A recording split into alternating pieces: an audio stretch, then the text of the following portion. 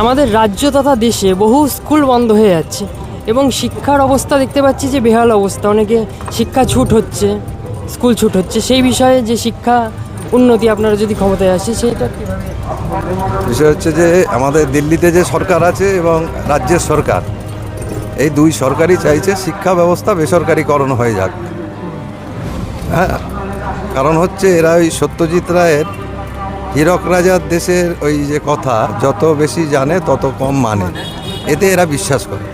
কিন্তু আমরা বিশ্বাস করি যে একমাত্র শিক্ষাই হচ্ছে মানুষের চেতনার উন্নয়ন ঘটাতে পারে এবং মানুষের এই সমাজ ব্যবস্থা থেকে মুক্তি দিতে পারে। স্বাভাবিকভাবে বামপন্থ যখন 34 বছর ছিল, এ রাজ্যের শিক্ষা ব্যবস্থার প্রভূত উন্নতি করা হয়েছে। মানে 33,000 মাধ্যমিক পরীক্ষার্থী 77 সালে, সেটা যখন শেষ আমরা করি তখন 9 লাখের কাছে।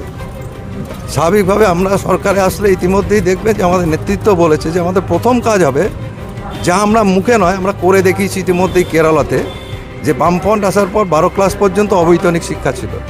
এবারে যদি বামফ্রন্ট সরকারে আসে তাহলে পরে স্নাতক স্তর পর্যন্ত অবৈতনিক শিক্ষা হবে, যা কেরল সরকার দেখিয়েছে। এবং সরকারি স্কুলগুলোকে যদি সঠিক পরিকাঠামোয় আনা যায়, এবং হচ্ছে যে আজকে তৃণমূলের দুর্নীতির জন্যে একটা বড় অংশের স্কুলে, প্রায় আমাদের রাজ্যে 3,500-এর বেশি স্কুলে একজন শিক্ষক, স্বাভাবিকভাবে পঠন পাঠন হচ্ছে না, ছাত্ররা অন্যদিকে চলে যাচ্ছে।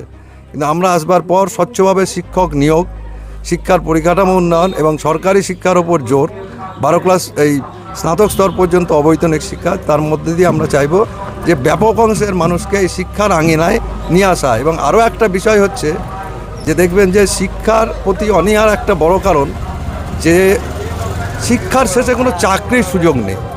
সেই কারণেই আমাদের অবশ্যই এই চাহিদা বাড়ানোর জন্য আমাদেরকে প্রথমে একদিকে যেন শুধু শিক্ষক নিয়োগ নয়, সার্বিক কর্মসংস্থানের ব্যবস্থা করতে হবে, যাতে শিক্ষার প্রতি যে অনাগ্রহ মানুষের, ছাত্রদের তৈরি হয়েছে, সেটাকে আরও বাড়ানো। পাশাপাশি হচ্ছে এ রাজ্যে যদি কলকারখানা হয় তাহলে এক শ্রেণীর অল্প বয়সী যুবক, তাদেরকে পরিযায়ী শ্রমিক হয়ে বাইরে চলে যেতে হচ্ছে শিক্ষার সুযোগ না পেয়ে বা বাড়ির অভাবের কারণে। আমরা যদি সেই কারণগুলোকে দূর করতে পারি তাহলে অবশ্যই ছাত্র সংখ্যা বাড়বে।